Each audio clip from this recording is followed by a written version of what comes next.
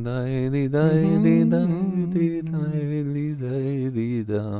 smiling.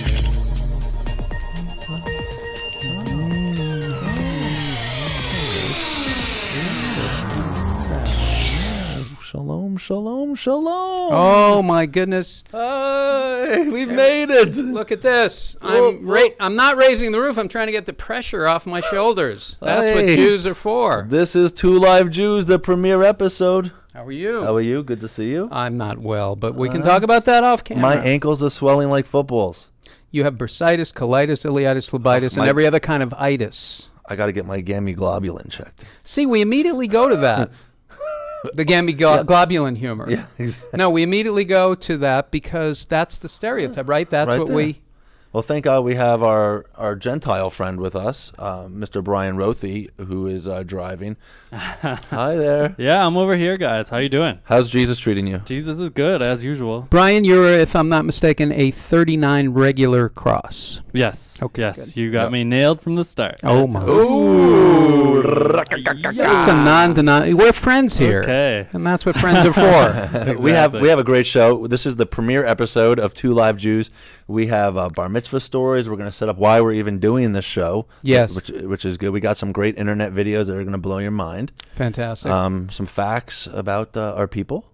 And this is a pre-Shabbos show, if I'm not mistaken. It is. It is at 5 p.m. on the East Coast right now. 4 hours from now, Jews all over the world will be ignoring Shabbat together. Yes. That's what it's come to, hasn't it? Yeah. Except in Israel. Yeah. Well, were they just at war? Listen, we're all at war internally. Nice. So now can I ask you a question? Well, why don't we throw to the opening credits? Oh, and we come back and we'll do it. This is the opening that you... This is the teaser.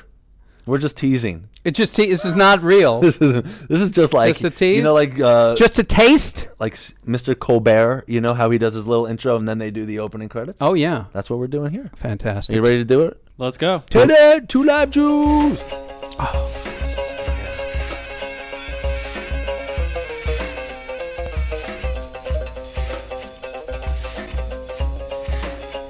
Oh, look at that. Look at that. We're here. Oh, can I just say something? It's not two dead Jews. We're two live Jews. Well, we could be that too.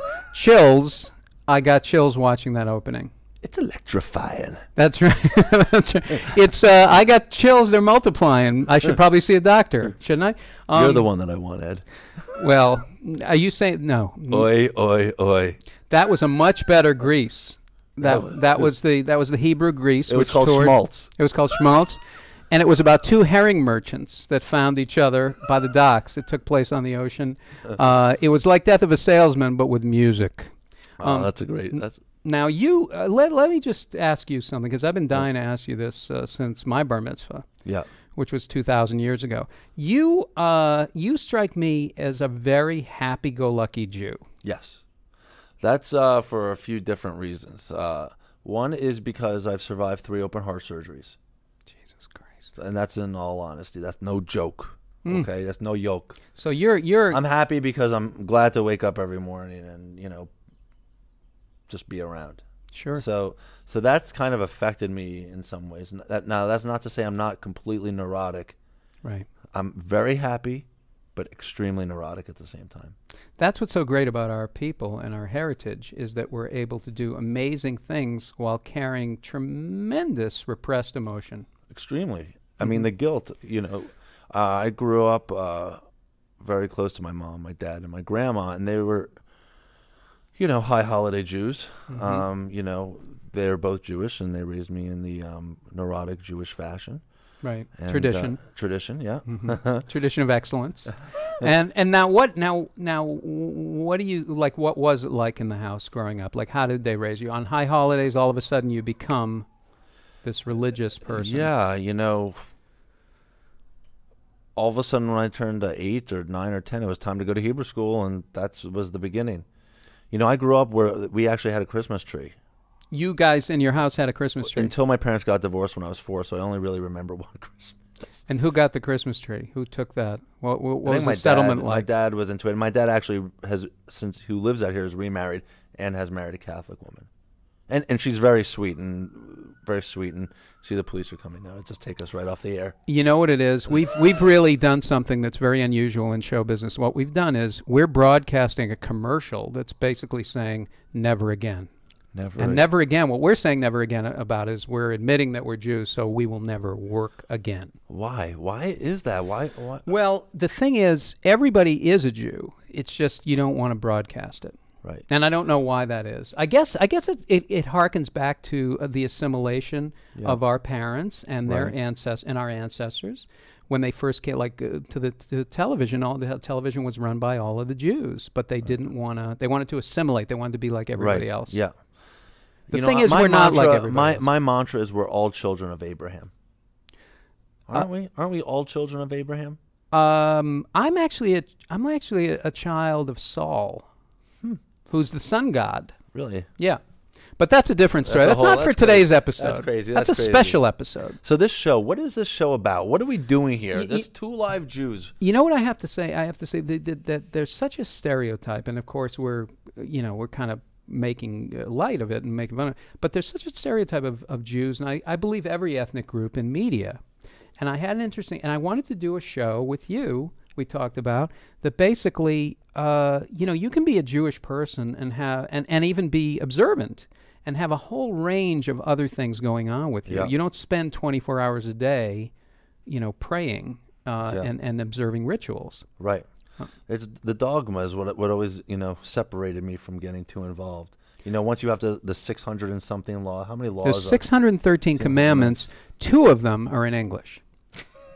And so I've done those 2 repeatedly over and over again. Lather, rinse, repeat. Yeah. Lather, rinse, repeat. Those are the 2 I read. Yeah. Now you, of course, everybody. This is my bar mitzvah tallis, by the way. Is it really? Yeah, because it's in such good shape. Yeah, it's because I never really break it out. This is such a great excuse to break it out. Now I think if you can get a good look at this, it says over here. It says, "Honor thy mother and father." I can see kabed es abika v'etz imecha, and it also says, "Don't come back to this shul because you've disgraced your family." Yeah. Now, what is that all about? Well, I'll tell you. I grew up in Miami Beach, and I was a class clown, and I didn't understand what they were teaching me. I'd always ask why. They didn't like that question, why. Even though it's ironic for Jews not to like why. Right. Well, we're the only ones who said we didn't ask why. We just accepted the Torah. That's true. So they said, "Hey, don't ask why, just do." And so I'd ask why, and then they'd yell at me, and then I'd read my Haftorah like Tony Montana. Do you have anything for us? Manish, no, I can't do it. Can't do it. Manish na halal. Brings up a lot of memories. It was painful, and I'll even show you. I'll show you the photo actually of. What's fantastic about it is it looks like the Dead Sea Scrolls from behind. Look at this. Look at this. Look at this boy. What's going on in his head? I don't know if you could tell from this photo. I'm sitting on a Corvette. I thought you were a genie of some kind. Yeah. You have that look like you came out of a bottle. Look at that 80s, like that vest with the red Izod shirt and the white parachute pants. So what's going on with that kid? Well, I was thinking I'm going to have the best damn bar mitzvah, this side of Palm Beach. Okay. And what happened was we hired a band, Gary something and the something or others. Right. And they did not know any of the songs. They had all the songs written down on cue cards. So they would sing the songs, then they would be like, "The power of love. Oh, boy. These dreams are made of these. Who am I to disagree?" They sang it like William Shatner. Oh, it was like a performance art piece. But when you're 13, you don't realize that these guys are trying to do performance art at your bar mitzvah. Now you're feeling what at that point? I'm feeling like my friends are all laughing. But they weren't. It's just, I was expecting something a little more upbeat. The drummer was like in his 90s, which I'm not. I liked octogenarians and geriatric folks. Very nice people. Of course. But you don't want them as your bar mitzvah band. What did you didn't want? Now, did they really play those songs? They played the Eurythmics. They played the Eurythmics. They played Huey Lewis. They played all the '80s top 40 classics from 1986. Did you choose those songs, or did they? No, they said, "What kind of music would you like?" We could either do traditional, Jewish songs or top 40. Top 40. I said, let's go with top 40. Okay. And didn't work out. Now it what? was Now, rough. but then you made it work somehow. I made it work because I decided never to go back to Hebrew school again. You see, that's what we're trying to tell you, folks. If you have a bar mitzvah, lay it out and expect the worst. Prepare for the worst. I have a question for Brian. Brian, Yeah, Mark. when you were growing up in Connecticut, did you ever go to bar mitzvahs? Did you ever go to any bar mitzvahs in your time? Let me think. No, actually, I never have been to one.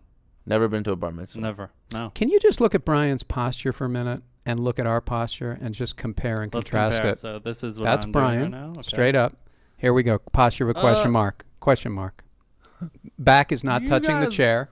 You guys don't look bad. Well, he looks good. Mark looks good because he has that You look good. spray tan on. Hi. He's Oh, yeah. he tanned My up. wife does it. He's ready for the show. Yeah, I don't Gotta know. look good. You know, this is the thing. So are you finding this odd? Is this odd for you? No, what I'm we're loving talking about this. right now? Yeah. Feed me the culture. Okay. Why don't we do one Yiddish word of the day? Oh, that'd be great. Yeah. We'll do one and then we'll do the other one later. You have one. You cover one, and I'm going to cover one. Okay, great. Well, let's do shamil. Right. Okay, shlemiel. Schlemiel. It's an inept, clumsy person, a bungler, a dolt. Shlemiel. I hired my manager, and all of a sudden, the guy turns into a schlemiel. Right. There's the proper use. Exactly. Very good. Okay. Now here's my word. It's not. We don't have a graphic for this. Oh, but we might. We might. well, this is schlemazel. I wanted to do. This is schlemazel, and if you see schlemiel and schlemazel, you might know it from the popular TV show. Right. Laverne and Shirley. That's right. Schlemiel, Schlemazel, schlemazel, Haas and Pfeffer Incorporated. Schlemazel. The difference between a schlemazel and a schlemiel. Do you think Gary Marshall? Go ahead. No. go ahead. No. You think Gary Marshall's a self-hating Jew? No, he likes being Jewish. I think that Gary. Look, the thing about Jews. Gary Marshall. Gary Marshall. And then we had and we talked and we had. And I'm like, what did he just say? Do that thing you do. What is that thing? That's how he directs. Yeah. That's how he directs. Yeah. So you'll go over there and you'll walk and you'll talk. Right. And I'm like, you do that thing. Do the gay thing. Do the Jew thing. see, that's why he's like Ilya Kazan. He's the Ilya Kazan of Laverne and Shirley. That's what it is. It was like Ilya Kazan directing Laverne and Shirley. You'll go over there, and then Carmine's coming in, and then you'll do the thing. And then we'll have lunch. We'll do. And we'll be. Now, my mother used to give me advice like this, and our parents' generation, they talked like this all the time. I'm from Boston. Says, you know what my advice to you is, Edward? You'll go, you'll have, you'll do, and you'll be. What? That is my advice to you. Put on your big girl panties. Let's go. See, that's they never said exactly that to me, but I inferred it. Yeah. Now, and then I should tell you, my bar mitzvah, growing up in Boston, I went to yeshiva, and I'm so sorry. no, was it good. actually was a great experience because in yeshiva, God is good. That's what you learn. well, no, I didn't learn so much about God is good, but I learned that it was okay to question things in yeshiva because in yeshiva it was all about the discussion. Right. So even though you're 12, the rabbi is saying, Yisrael, do you have an opinion about that? Did you ever even hear of it? And they do stuff like that. And then you say, no, they make you feel like a Right. nut. They come in and he says, They he can knows twist it. it. Did you ever even hear of it? And then I came from the old school rabbis who used to enunciate to the point where it almost sounded like they were talking in a British fashion. They'd say, and in a man's home, there is a saying that Torah is an elixir. That is some old school shit. In a home. And what is that? What are you even saying? I'm saying in a home. Oh. But it was from a guy named Rabbi Ben Zakkai who looked like a Hebrew Hummel figure. He was 3 feet tall. And he'd say, when you got a right answer, he would kiss you and then spit in your face. Really? Yeah. My rabbi, Rabbi Ben Kingsley in Temple Sinai. Rabbi Ben Kingsley. Loved him in Gandhi. Yeah.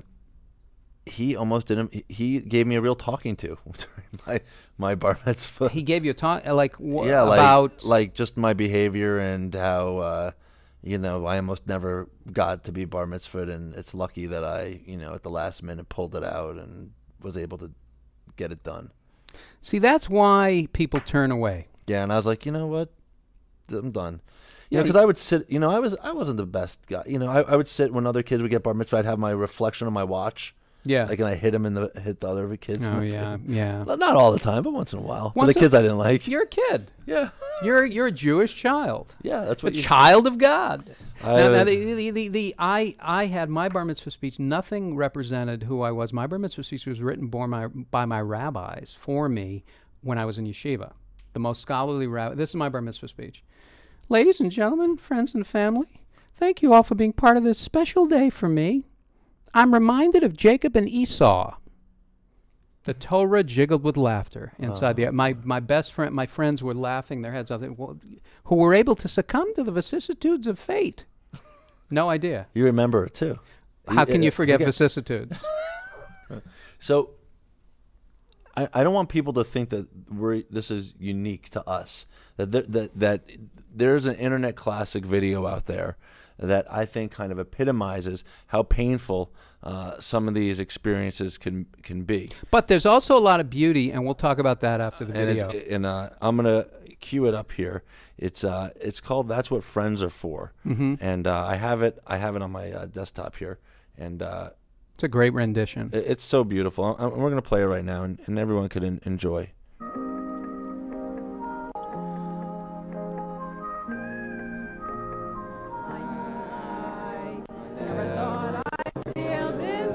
Oy vey. It's a real turn on. This climbed the charts, I think. It's a little pitchy dog. Little pitchy dog.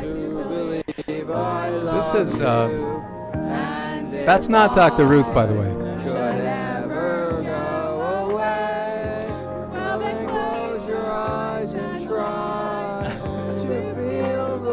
Ooh, look at That that lady look. makes That me look. laugh Yeah. every time. Quincy Jones actually just drove into the ocean. Keep smiling, keep shining. These people haven't smiled since 1948. And you can always Oh, Joe Pantaleone. Joey Pants. Hi, Grandpa. That's what friends The only thing that's keeping these people going right now is resentment and anger. for good times. We could sway with them now. And bad times. I'll be on your side forever. You see, we're at the bar mitzvah now with them. Let's start the Hebrew wave from right to left.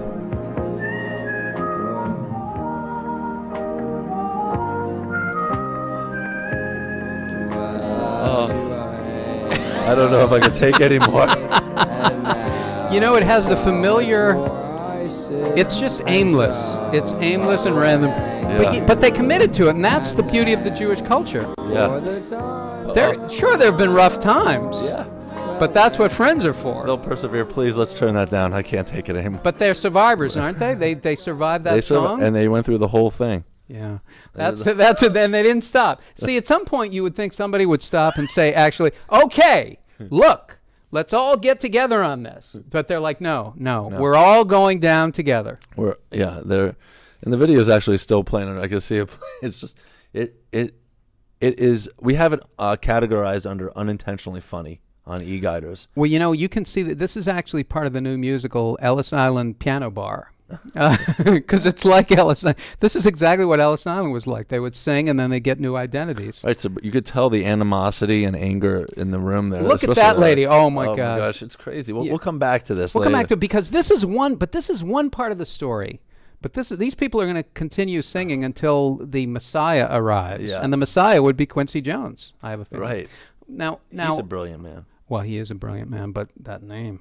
At any rate, the thing is, all right, there's a lot of suffering, there's a lot of struggle, there's also a tremendous amount to be proud of, and a tremendous amount of passion and fire and culture and beautiful moments, and really there is, 6,000 years of it. Yeah. And I'm still signing my checks $57.99, by the way. No, but I mean, there really is. And now that we have kids, I have a 5-year-old, you have a 2.5. That was done like a Mad Lib. I don't know what that was. 2.5. 2.5. We know that there are some beautiful things that we want to pass on. What are you going to... That's interesting that you mentioned that. And so, when I met my wife on J-Date... Could be a sponsor. Could be a sponsor of this show, J-Date. We were looking for where we were going to get married, and we were looking at the Biltmore and all these places. And Biltmore was like a wedding factory, and we said, why not Wilshire Boulevard Temple. You know, we were looking to join a temple, a Reformed temple. Oh boy, I'm sorry. Apologize to your ancestors. Yeah. So we won't forget you. and we figured if we're going to spend, you know, $5,000 on a facility, why not give it to something that's part of the community that we could become a part of? And we really liked our rabbi, and you know, Stephen Leader's there. And I love Steve Leader. so the temple has a great tradition, and we really started enjoying going to Friday night services. And you know, I felt like we weren't being judged. And you know, Simma's much more. My wife is much more Jewy in some ways than I am. Can you say that name again, please? Simma.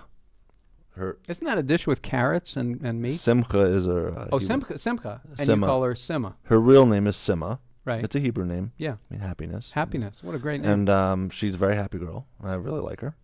I like her a lot.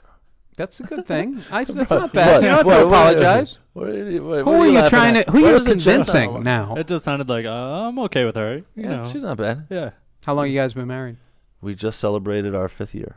Congratulations. In LA terms, that's like 50. Oh yeah, that's a long shot. That's long. I know. That's long. So we got into it when we got married and started going to temple again. Then when we had our daughter, we decided to name her Mitzi. We wanted something traditional, something very Yiddy, Hebe. Is it short for mitzvah?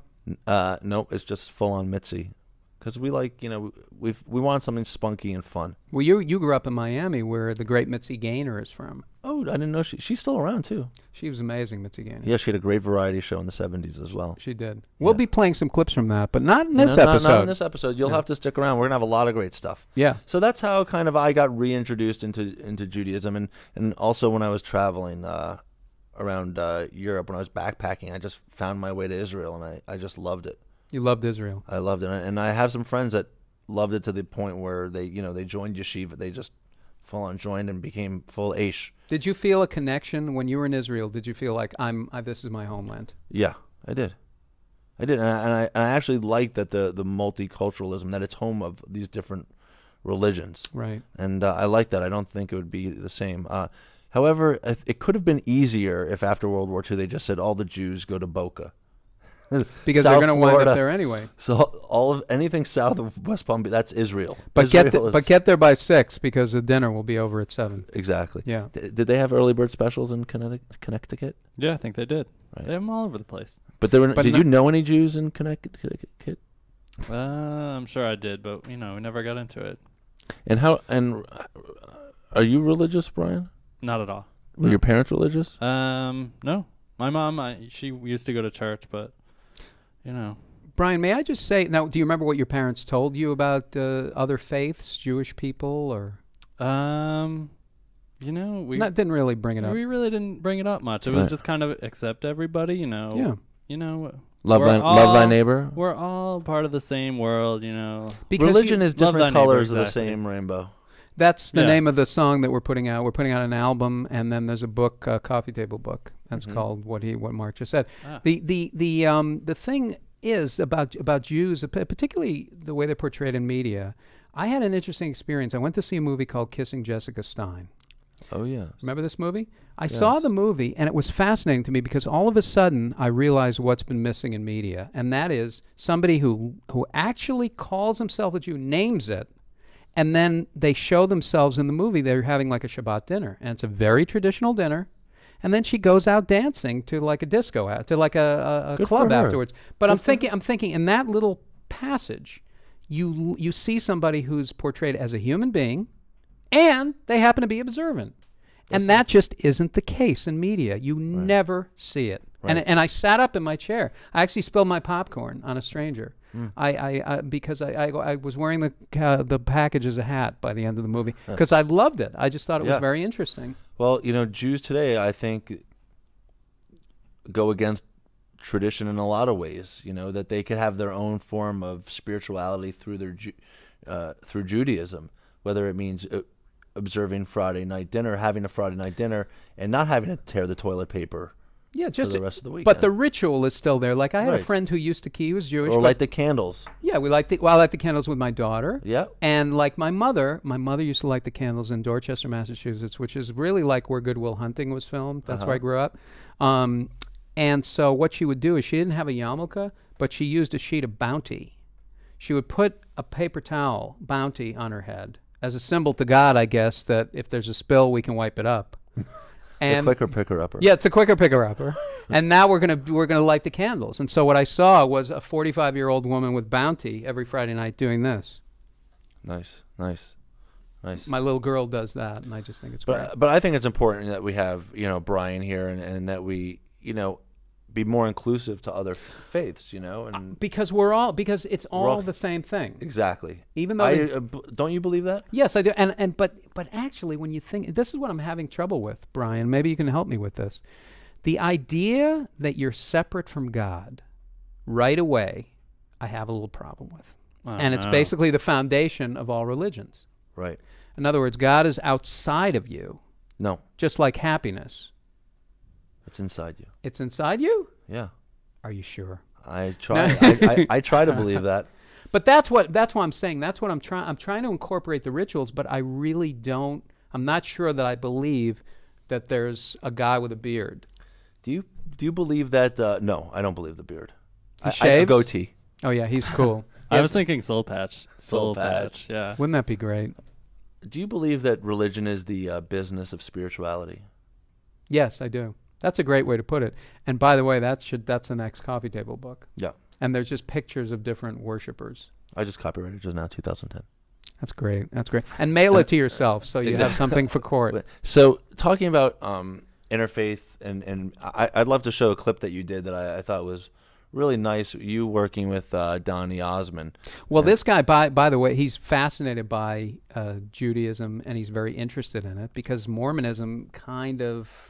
Right, set up this clip a little bit. It kind of comes from the... Well, anyway, Donnie, I met him on a talk show that he and Marie were doing, I don't know, some years back, and we became really friendly. And every night, I was in his dressing room, and he'd tell me stories about his life. And I would exchange... He'd be very interested in stories about growing up Jewish. So that was the exchange program. And then he gave me a bumper sticker that says, if it's not Crasnick, it's not kosher. How did he get Crasnick? What does Crasnick mean? Krasnick actually means red in Russian, and I don't mean communist, although I'm leaning. Oh. No, God not really. bless America. Not really. Mr. Krasnick, and no, it really, it means red in Russian. And we could talk about our ancestors, too. We should pay tribute to them. But here's Donny Osmond. We had a little fun on Dancing with the Stars.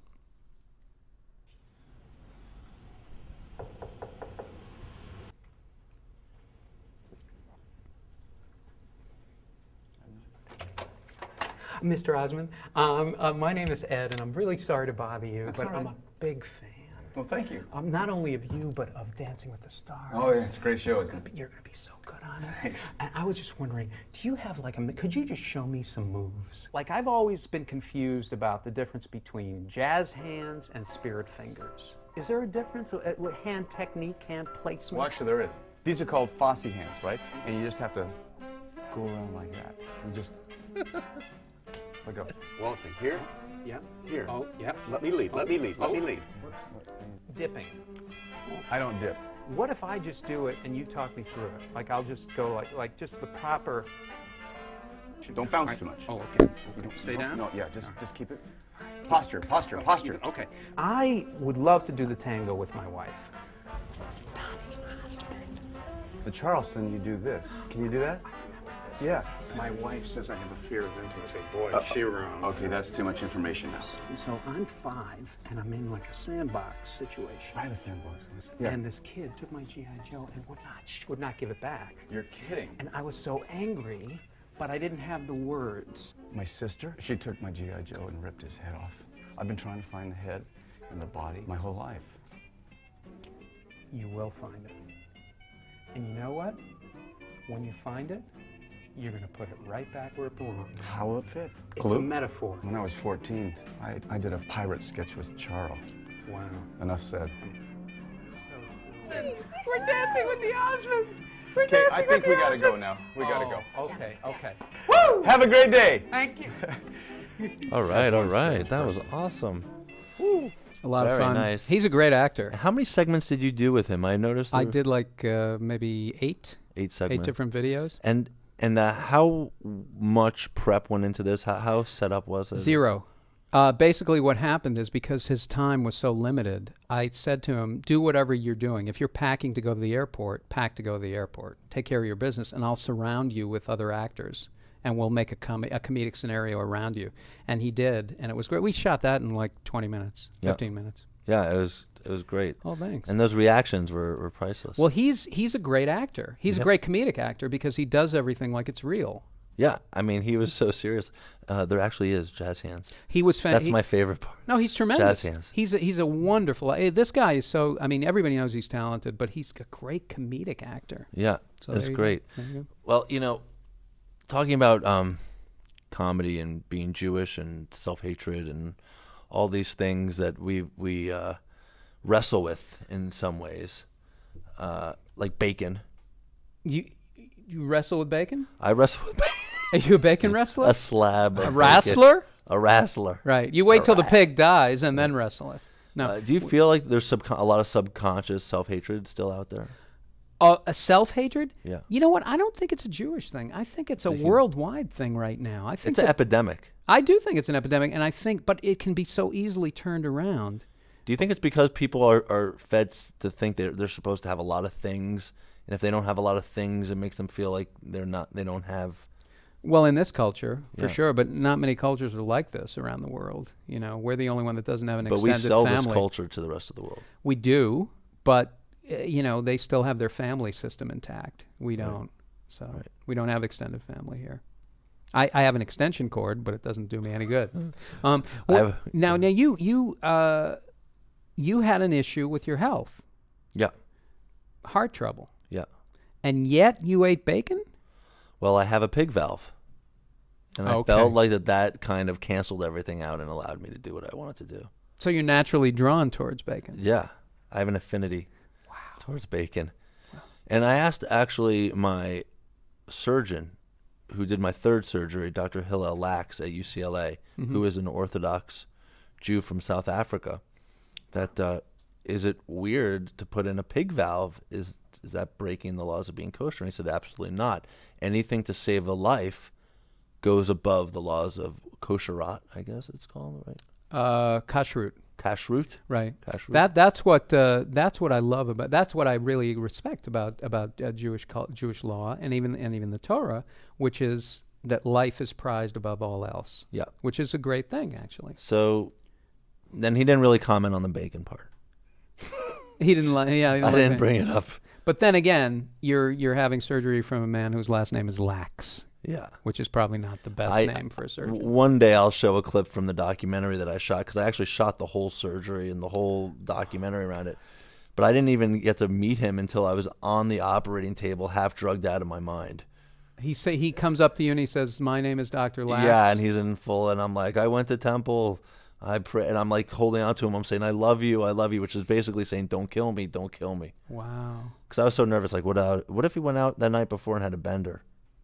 But luckily you got a very observant, because so the guy lives a very clean life. Yeah. And, he does like 3 surgeries a day. He's like a surgeon machine. They line him up. It's like a surgery. He has a calendar. It's a surgery at a glance calendar. Yeah. He has every day. There's something. I'm sorry I can't meet for lunch. So do you eat bacon? I love bacon. My wife is and her family, huge fan of bacon. Yeah, so we'll play this little clip. It was the first and the last time I ever did stand-up comedy, and we could play it, and we could talk about it afterwards. It's a minute long, a little segment. That's I love bacon, though. Everyone likes bacon, right? Bacon's great food. See, Jewish parents shouldn't forbid their kids from eating bacon. It only makes us want to eat it more.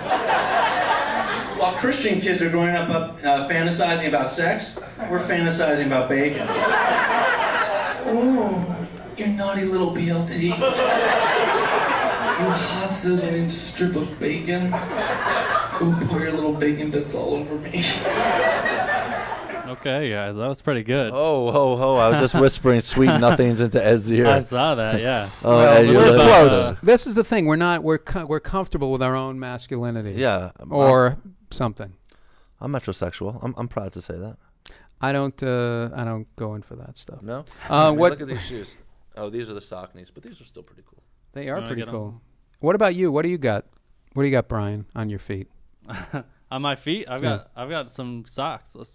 Do you want to see them? See if Yeah. I can, Argyle socks, very Welcome to- goyish. Very good. Oh. Argyle, what a prep. You are like, you're like, we should make a movie called Shoelander. Look at that. That's great. Can you just stand there for a second? I just want to go.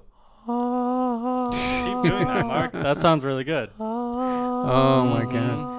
You're a superstar. Yeah. Look at that. Brian Rothy. My cross waiting for me. What'd you say it was? 36C? It's 30. a 36. It's a 36 regular cross. Oh, okay. Now you are 36 regular. Now you're- are you coming back as a Messiah at some point during the show? I wasn't planning on it, but Okay. So you're maybe a quarter, next a time. quarter, Maybe next still a quarter Jewish. Now, what's the story on that kid? The story with that is my grandfather on my mom's side was Jewish. So Did you get to know her at all, or him, my grandfather? Yeah. Yeah, because you a know- little bit. He passed away when I was 11 or 12. So, I think that's right in that range where you're really starting to appreciate and get to know your grandparents. Did he play game? Did he give you stories or any of that stuff? Not really. We had a big argument once over a math problem, and that was. Jews are into the math, huh? Are they? Yeah, I guess. They like the new math and they like the old math. Yeah. It felt really good though the next day to go into school, find out that I was right, and go back to him and say, "Eat it, Grandpa." Eat it. My grandfather was, was famous for these crazy lines. Like, he would smoke cigars, and once in a while, it would accidentally ash on the carpet. And if I saw it and no one else did, he'd lean in and go, "It makes the carpet grow." Oh, I love a guy like that. Because it makes the carpet grow. He's a sweet guy. He'd get a check at the restaurant, and he'd go, "Who broke a window?" He'd look at the bill and go, "Who broke a window?" You have to love that. Where did he come from? New York, Buffalo. Actually grew up and not Buffalo. emigrated from somewhere else. Grew up in Buffalo. He actually played with the Buffalo Bison before they were the Bills. Wow. He was a Wow. Jewish. Hunter. He was a football player. Yeah, impressive. yeah. This is when they didn't even pay football players, and then he was the punter, and then he broke all his ribs in the play, and that was it. It's funny you mentioned those lines that your grandfather used to use. I mean, Yeah. my family's got all kinds of stories. Like, what about- would they? I remember my cousin once said that he came home from school with got an 85 on a quiz, which you would say It's is a B. It's a that's solid decent, B. right? That's pretty good, actually. Pretty good. Solid B. And he goes home and shows my grandfather. My grandfather says, "Who got the other 15 points?" Which I thought was funny. And the one line that I remember from my childhood is he asked me to get him a phone book once. And I ran into the other room, got the phone book, came back, and I'll never forget this. He just goes, "You got the wrong phone book, you jerk." No, he was a nice guy, but How I don't old? know. How old were you? I must have been 10 or so. Nice. That's a good memory of mine. Good, believe it or not. It is. He a was. good memory. He had a good. He kidded you a lot. Yeah, he did. My grandfather worked at Kaufman Carpets for a long time on the East Coast. Was a big guy, and he every time I'd visit him would give me a silver dollar. That was like a little tradition. It was nice. Would give you the. like the little. Now, how did he silver get? How dollar. did he give it to you? Because there's a very interesting transference here of money. Did he do? How did he? What was the ritual? I just remember, like, at the end of our visit, he would, like, put it down on the desk or whatever and say, "I have a silver dollar for you." And that's it. Here it Yeah. is. Okay. My relatives, when they would give money, there was a secret. There was a secret. This was the secret before the book The Secret was written. This was our secret. My Uncle Meyer would come up to us, who was a devout Republican. Go figure, a Jew or Republican. He'd say, and he'd fold it and he'd keep it in your hand. He'd hold it up like that. You got to see the two shot on this. And he'd say to me, Okay. "I'm giving you $5 today. Don't tell your sister. Right. I'm not giving it to her. I'm giving it to you. But don't tell your sister." Right. So the confusion about money at my age still. Early. Where did it start? Yeah. Now, I will tell you, you mentioned your grandfather. My grandfather lived downstairs from us. We lived in a 3-decker house. My uncle lived on top. It was like an emotional parfait we had. Not kidding. And so it was. It all ran down and it ran up. But this was the thing. My grandfather would sit on the chair and he sat sideways. He never sat facing front. He was like a bishop on a chessboard. Everything was diagonal or sideways. And he sat and he would do this Yiddish thing, which I never found out what it meant. He'd sit there and he'd go, "Oy wees me, as me kakt auf en kop en ze geht in moil." which means, translation, can I swear on the internet? Yeah. When you shit on my head, that's one thing. But when it starts going in my mouth, then I have to speak up. And that's the self-esteem of the Crasnick family. I'm fine with it on my head. But when it starts going in here, then I have to say enough with the crap. Yeah. That's the family credo. Crapnick. That was the original name out of Ellis Island. Because we came in, we had, he said, the what's mountain. that in your, yeah. Yeah. And they said, that's crass. And they said, Oh, wait, Crasnick. wait. Put it together. But you know, a friend of mine, his family name was Brown. And you know why it was Brown? His grandfather, when he came through Ellis Island, he had a brown suit on. You're brown. Leo Brown. God forbid he would have been wearing a dashiki that was a print color. Or plaid. Or plaid. Hello, Mr. Plaid. Yeah. You're very popular in the 50s, though. Yeah, exactly. Man, oh man. But it's interesting. So anyway, we talk about these things, but really, it's celebrating it because the culture has gone on and there's many different kinds of Jews. We just finished Passover. We just finished Passover, and we're in the middle, and tomorrow's Remembrance Day is Yom HaShoah, which is a very special day. And Remembering the Holocaust? It's remembering the Holocaust, and there's nothing to say. How many Holocausts have we been through? Since today? Through time. I mean, the thing Pharaoh, the Inquisition. Right. We'll talk about this on another episode about, we have lots of segments that we're going to get to throughout the series, right? Like, who hates us now?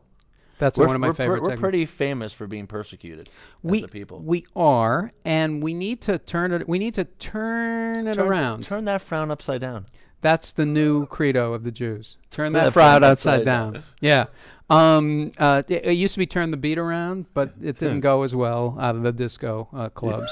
The thing is, there's a lot of beautiful things, and I spoke about it. The Kabbalah, the Kabbalah, which is the book of Jewish mysticism. It's where the Tarot comes from. It's where Madonna comes from.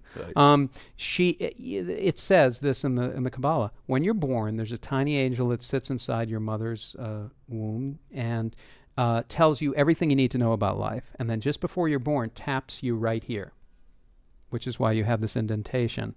And you forget everything that you've been told. And the purpose of life is to remember what you already know, what's already inside of you, which I think is brilliant.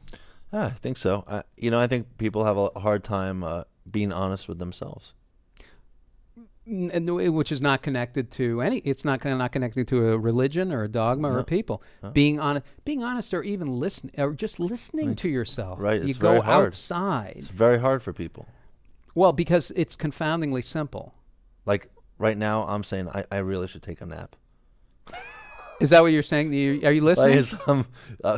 And you should follow that. Yeah. Follow that. It's okay. This is the only show where when you go live, it's actually okay to nap. We've given ourselves a license. We could have 2 live Jews, and then the the subtitle is nap time. We could just have a nap time show. Because you know what? You're. Do you like that, Brian? Yeah, I love naps. Brian, I can't picture you having a nap. Why not? I really can't. I've got too much to do over on this end. Yeah, you're working. You're a working man. And do you take naps? Actually, not usually. I do like them, though. I don't take naps often, but I do like them. Well, because you're quarter Jew. Siesta. Ah, that must be it. Yeah. Siesta. It's a quarter. So are we going to talk about, let's talk about the final Yiddish word of the day, and then we'll talk about what's coming up on our next shows. Sounds great. Okay. So take it away. Final Yiddish word of the day is a word that's called shlemazel. Now, we talked about shlemiel earlier, for those of you who are just tuning in now and putting us on your desktop and minimizing us. We talked about shlemazel, and shlemazel is a chronically unlucky person. Mm-hmm. And who would that be? Chronically unlucky person would be somebody like, I guess the whole LA Dodger team. Right. Would be a bunch of shlomazels. Right. Yeah. So let's just repeat. Shlemiel is not to be confused with shlemazel. You cannot confuse it. Do you want to review shlemiel? Let's review it. Let's go over what we've learned today. Okay. First, shlemiel. Mm-hmm. All right, Brian. Let's see if he's picked it up, because this is really for him. Shlemiel, an inept, clumsy person, a bungler, a dolt. Can you use it in a sentence, Brian? I am well known in my family for being a big shlemiel. Because For being a big schlemiel. For being you a said. big schlemiel. Yeah. That's great. Yeah. Okay. Good. That works. Nice. As long Nice. as you said bean. Yeah. Does that work? I Nice. did say being. I liked Okay, it. and now I'm always schlemazel. falling all over my own feet, you know? Right. Mhm. Yeah. You're bungling up. Yeah. You're a big Okay. schlemiel. So now I'm the adult. Adult. Adult. next- dodo bird. Yeah. Schlemazel, a chronically unlucky person. Yes. In some sense, I would say Mark and I are both schlemazels in the past week or so. Yeah. And he knows exactly what I mean by that. Wow. That's in the sense that we're trying to get this software, this internet thing working. I mean, I think we're doing good, but Doing we've great. been We are on- doing we've been on- doing a great job. we've been sometimes unlucky with the zeros and the ones, the digital stuff. It's so confusing. It is the zeros, and then you have ones, and then you have zeros again. I can't keep it all straight. Yeah, it's tough. Brian Right? remembers, It's yeah. been tough, right, Brian? Oh, it's been tough. I yeah. mean, you're like almost. every day, Well, something I, different. I imagine you guys feel like schlemazels at some point. And with Passover, I mean, do you eat matzah? Do I eat matzah? No. I do remember, though, my grandfather used to have it around, you know? Just all at Passover time or any time? I think any time. I don't remember for sure. I know that there was some around. It's very constipating. Thank you. I don't think What- I ever... Now, why do you think it took so long to leave Egypt? You think that sea just opened up on its own? The sea actually said, "I'm so tired of these people. I'm just gonna say, get out." You know what's great though is your grandfather had matzah any time. So there's a wonderful tag phrase. That'd be a great commercial. It's Streit's matzah. It's the anytime matzah. Anytime. It's for any time. It's not just for Passover anymore. What do you think now about like the whole grain matzah? They have all this fancy matzah. When I see a spelt matzah, Organic matzah. yeah, listen. Matzah is something that is supposed to be a symbolic food. It's the bread of affliction. It's like saying, here's the bread of affliction with onion and garlic. And I'll tell you something about this brings up L.A. and how L.A. is a very different kind of Jewish community. In L.A., you have something called temple hopping. In other words, people don't belong to one temple. They belong to many temples, and they go for different My reasons. mother-in-law does that. Temple hopping. Yeah. I went to a temple. Friday Night Lights. Friday night. What is it called? Friday Night. Friday Night Lights. Yeah.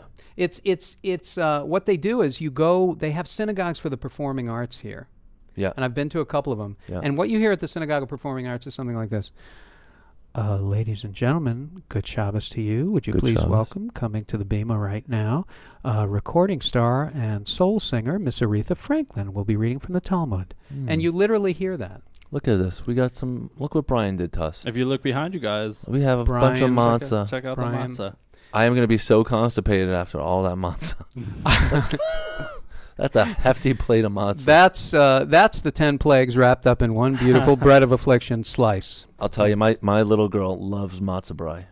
Oh, matzah brie is great. So good. Now, You know what matzah brie is, Brian? No, what is that? Here, let's see the Oh. Jesus cross. this is great. We're going to tell you what matzah brie is. You want to Okay. tell them what matzah brie is? Matzah brie is a beautifully formed dish. It can be for breakfast. It's the anytime matzah dish, Okay. and it's basically you mix it with eggs Yeah. and you scramble it up, and onions too is a very nice thing. Mhm. And you make this. The matzah gets soft, Yeah. and all of a sudden it's this beautiful combination. But I'll You tell got to you, soak the matzah That sounds first. like it That's could be- that's the thing. that You sounds soak your interesting. matzah, don't you? Frank? I'm soaking my matzah right now as we. No, I don't think so. I don't think I am. But no, I've never made matzah brie. I've made challah, but I've never made matzah brie. Yeah, we make it a lot. I'd try that. Yeah, it's good. Yeah. Now, if you are allergic to wheat, which many people are these days, which I am, I can't have wheat. So I have something called tortilla brie, which is made with corn tortillas at Nate and Al's, everybody. Go down to Nate and Al's, and you can have tortilla brie as you watch Larry King and I try to just- figure out what is keeping him alive.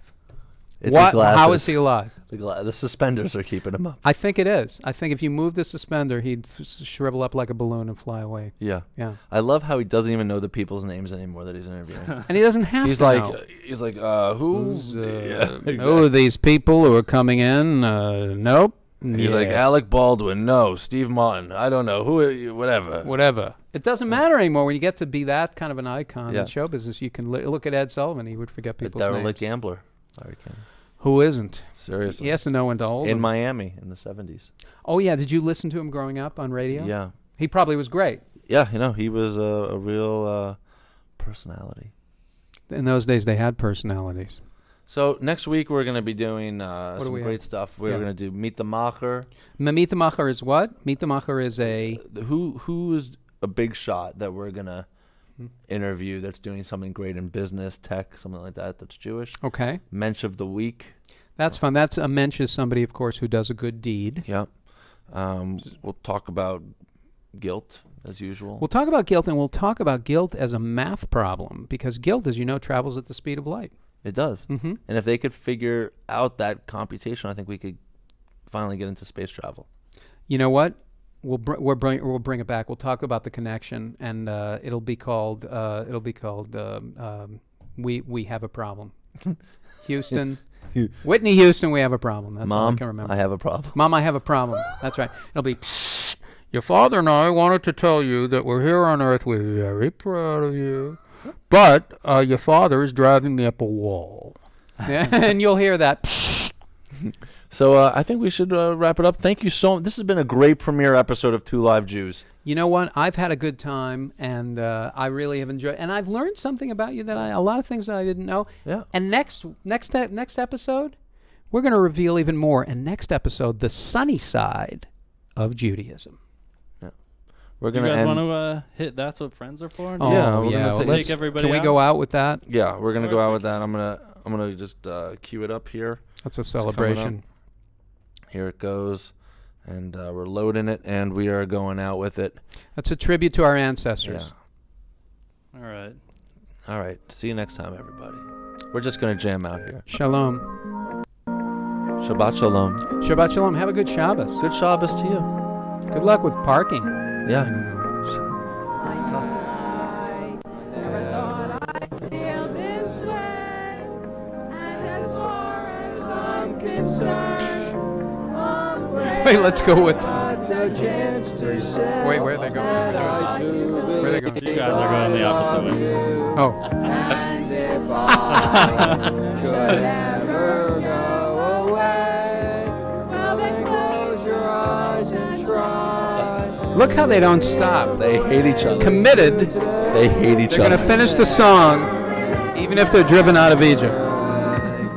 Keep smiling. Keep smiling. Keep shining. All Thank right. you. Until next time. Until next time. Two Live You Jews. will always count on me.